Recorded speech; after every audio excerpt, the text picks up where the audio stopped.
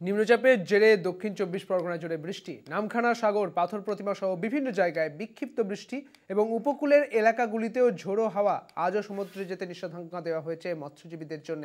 আপনাদের জানিয়ে রাখি, এই পুজোর আগে যে নিম্নচাপ, সেই নিম্নচাপের জেরেই দক্ষিণ ২৪ পরগনা জুড়ে ইতিমধ্যে বৃষ্টির ছবি উঠে আসছে।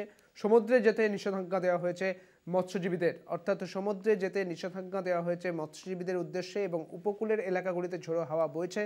এবং পুজোর আগে এই বৃষ্টির যে পূর্বাভাস এবং ভারী বৃষ্টির যে ছবি উঠে আসছে, তাতে পুজো উদ্যোক্তারাও কিন্তু তাদের কপালেও কিন্তু চিন্তার ভাঁজ। কারণ আর মাত্র কয়েকটা দিন, তারপরেই পুজো, এবং এর মাঝেই যে এই বৃষ্টির পরিমাণ বাড়ছে এবং উপকূলের এলাকাগুলিতে ঝোড়ো হাওয়া বইছে এবং এই বৃষ্টি চলবে, এমনটাই বলা হচ্ছে হাওয়া অফিসের পক্ষ থেকে। আরও বিস্তারিত বলতে পারবেন, আমাদের সঙ্গে রয়েছেন আমাদের প্রতিনিধি কোয়েল মণ্ডল। কোয়েল, হাওয়া অফিসের পক্ষ থেকে ঠিক কি বলা হয়েছে?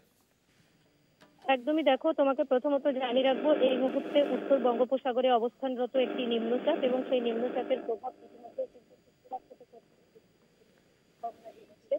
আজ সপ্তাহান্তে রবিবার দিন সকাল থেকে কোয়েল, তোমার কথা স্পষ্ট আসছে না, তুমি যদি একটু স্থান পরিবর্তন করে কথা বলতে পারো। হ্যাঁ, শোনা যাচ্ছে? হ্যাঁ, বলো।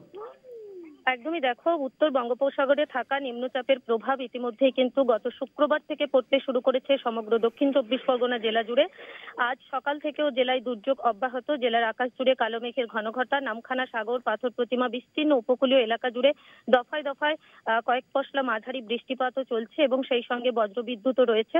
অন্যদিকে তোমাকে জানিয়ে রাখবো, এই যে নিম্নচাপ, যার প্রভাবে আজও কিন্তু সমুদ্র উপকূলে যথেষ্ট ঝোড়ো হাওয়ার দাপট রয়েছে, সেই সঙ্গে সমুদ্র উত্তাল রয়েছে, ফুলে ফেঁপে রয়েছে, সমুদ্রের জলস্তর যথেষ্ট বৃদ্ধি রয়েছে। আবহাওয়া দপ্তরের তরফে আজ সমগ্র দিনটাই কিন্তু মৎস্যজীবীদের গভীর সমুদ্রে যাওয়ার উপর নিষেধাজ্ঞা জারি করা হয়েছে।